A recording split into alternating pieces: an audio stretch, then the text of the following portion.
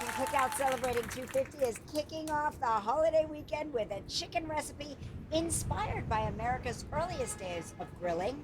Today we're partnering with Purdue to bring this flavorful dish to your backyard. Here to show us how is award-winning chef and the host of Pitmasters, Andrew Zimmern. How are you? Hi, Andrew. How are you? Hey, Andrew. Good Great to see you guys. Good to see you, Mark. All right. Tell us about America's long history with barbecue. Well, I mean, man has been grilling over fire since we first dragged meat back into our caves, but American barbecue is the confluence of several different traditions.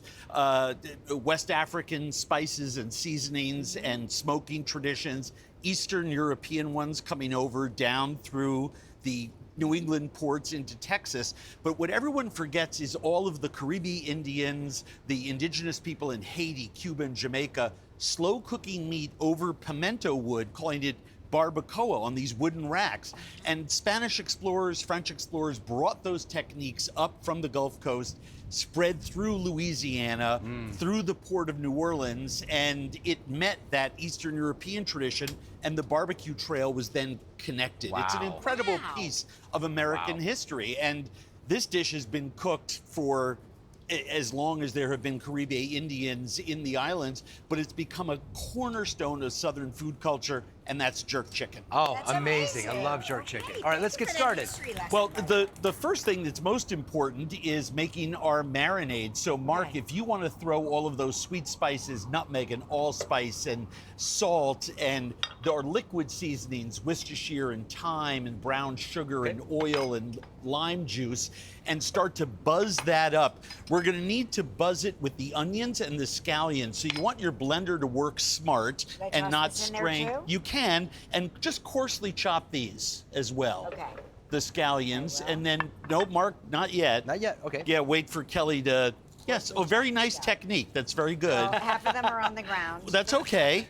That's okay. Is that enough? Yeah, I mean, you could do even bigger pieces. You know, you just want your, well, what you want to do is you don't want your blender to strain, Strain, right. and spin around big pieces of it. So just like inch-long pieces and throw that all in there, and Mark is going to blend that up. Okay, Blend it up. great job. Now, I'm using these legs and thighs from Purdue. I think when it comes to this type of grilling, legs and thighs are juicier, they're moister. I think they have better chicken flavor. They don't dry out as much. Kids like to hold them. Everyone likes to Yes, hold them. They're super easy. Obviously, the other thing that we like about this chicken is that it's vegetarian feed and it doesn't have antibiotics. And people should be yes. looking for those kind of those things kind of whenever they're things, buying for chicken. sure. Now, this marinade, I made some earlier here. Okay. And the key for this is to put this all over your chicken, give it a good stir, and I will usually put a glove on. I like to let this sit for 24 hours. Yep. Put a glove on, work some of it underneath the skin I and fold it see. over. You want as much as, you see how thick this is? It is. You want that paste to really be sitting on the chicken. And so here I have some beautiful chicken that's Wow. been around in the marinade under refrigeration for about 24 hours. Okay. Now, the marinade and some of these other goodies have habaneros or scotch bonnets in them. If you like spicy Spicy, food, yeah. throw it in there. Okay. If you don't like spicy Don't. food, set them aside. Okay. It's not a big deal, right? The most important thing is that your family likes the food and you have a good time with it. We don't have to be so demanding about accuracy, right? it. So I have some chicken here that's been slowly roasting over indirect. I'm gonna put that over direct, and you can sort of hear the sizzle going. So indirect, what temperature are we looking for? 350, 375. Got it. Let it cook almost all the way through. It's not going to, it's not going to dry out.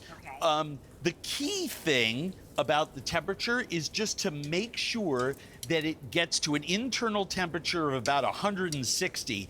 Now, a lot of people are real fans of thermometers, and they always think, well, if you're a real chef, you don't use the thermometer.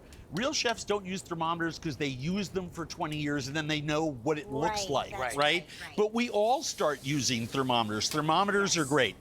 The other thing that's important is that this jerk marinade, if this is sort of baking over indirect, it's going to heat up, and that's how you get those clusters of spice rub on there without really having a problem. When we come back, we're gonna be able to take that charred jerk chicken off. We'll make our side dishes that are gonna go with this and make a very traditional Jamaican and American barbecue meal. All right, Okay. we're gonna finish this dish when we come back. Stick around. All right, we're back with Pitmaster, host and judge, Andrew Zimmern. All right, tell us about the show.